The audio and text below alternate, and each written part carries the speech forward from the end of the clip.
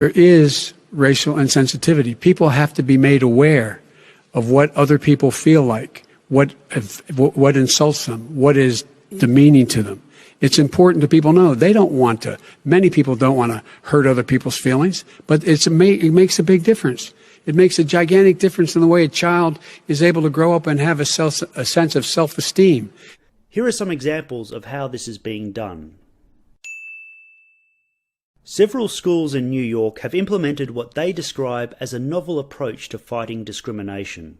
Under the program, children as young as 6 are separated by race into 2 rooms named affinity groups. One room for the white students, the other for non-whites. In the room of non-whites, the students are heaped with praise, told to feel proud of their race and given treats such as cupcakes. But as for the white students, they are scolded, told about their white privilege, about America's history of racism, and of course no treats are awarded to these children. Parents have claimed that this program deliberately instills in white children a strong sense of guilt about their race. Some kids come home in tears saying, "I'm a bad person." A parent noted, 100% of the curriculum is what whites have done to other races. Parents, moreover, say the classroom segregation only breeds resentment. Younger children, for instance, feel left out when the kids of colour come back to the main classroom munching on cupcakes they were given in their affinity group. The program is run by Anshu Wahi, who's held the title of Director of Diversity at Bank Street since 2013. Wahi believes even white babies display signs of racism, so she encourages parents to talk to their kids about race as early as kindergarten, making them hyper-aware of racial differences and to examine their whiteness. Azimuth Clark writes, "I'm almost done with Crucible, and I'm blown away. So many times I found myself in your shoes while reading the book. You brought up white people who act like another race of people, particularly when they're young. So you brought up that group of white people, and he writes, I was one of those people. I started talking like I was from the inner city. I started wearing my pants hanging off of my ass. I tortured my single mother to buy me expensive clothes because I saw anti-whites wearing them and I wanted to be cool.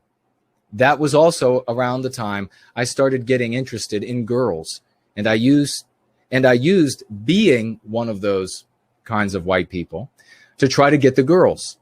The saddest part is it actually worked. The women here are programmed to seek out anti-white men to mate with. So I guess this would be later in life you're talking about now, but since youth. Having no real male role model in my life, I turned to sports and entertainment, and now my heroes were anti-whites who didn't share my bio spirit. Growing up not feeling like there was a place in society for me. After all, I had just spent several years learning that it was the white man who killed all the peaceful non-whites in the Americas. A similarly racially focused curriculum in America is called Deep Equity, which trains teachers on how to teach their students about white privilege and systems of white supremacy. In effect, it aims to teach white children that despite belonging to an undesirable race, they can redeem themselves to some extent by becoming allies of non-whites.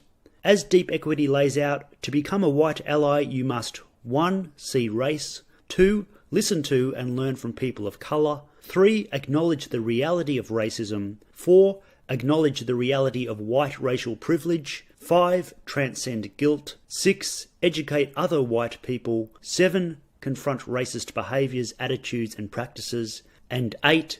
Use your privilege to work for racial and social justice. The curriculum also describes 3 types of white identities, 2 of which are immoral, the third being acceptable but requiring a lifelong effort. The 3 white identity orientations are as follows. Fundamentalist white identity, characterized by denial, ignorance, supremacy, quote, I don't know. Integrationist white identity, awareness/curiosity, guilt, paternalism/compliance, quote, now I think I know everything.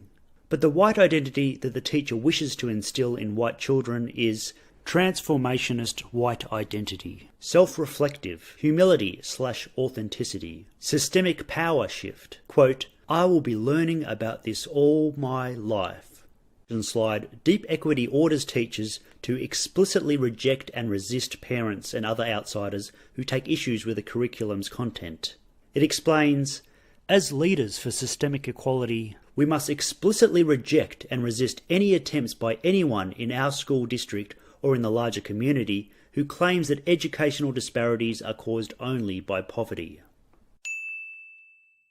A high school teacher in Normand High School in Oklahoma gave a lecture during a class dealing with racial tensions in America. A student secretly recorded the lecture, which began with the teacher playing a video which showed a man holding a globe and applying whiteout over a country to illustrate what white people have done to non-white nations. Because this one comes with whiteout, a race already existing and thriving regions so that you can visit them, reclaim them, and then rename them after yourself. All while redefining what the word discover means. Check it out. Colonialism. The teacher then went on to make the claim that to be white is to be racist, period. To be white is to be racist, period. The student who recorded the clip told the press, I felt like he was encouraging people to kind of pick on people for being white.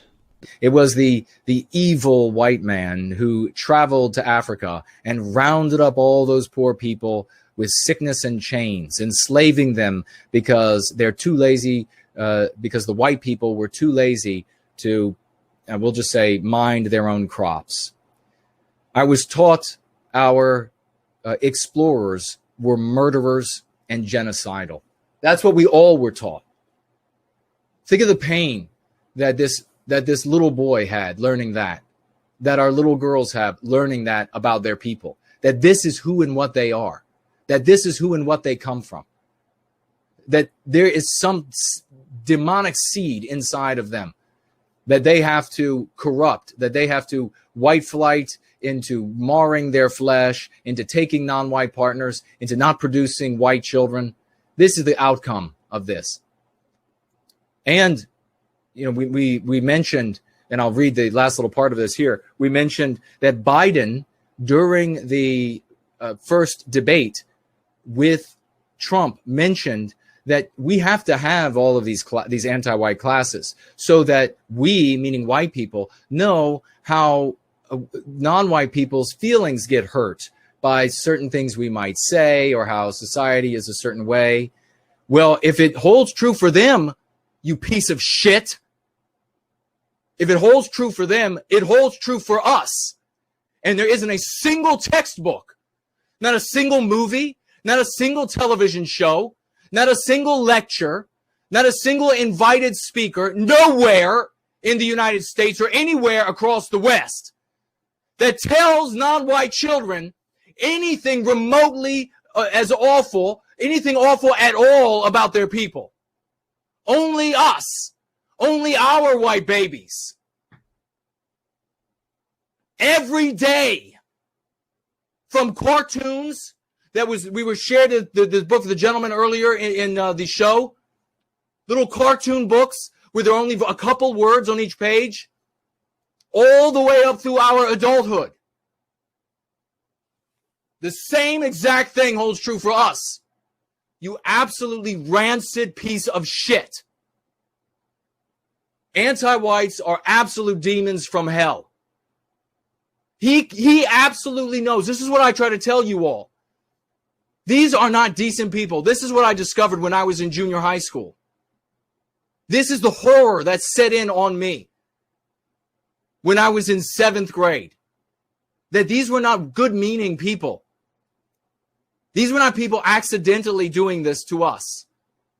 These were people who knew very well that if you did the same thing to non-white children that they honestly and openly do to us and willingly do to us, that they know it would be of incalculable damage to each of their individual lives and therefore the lives of their entire people. And they do that malice aforethought to us. He said that on that stage. How could any white person vote for some slithering, unctuous demon like that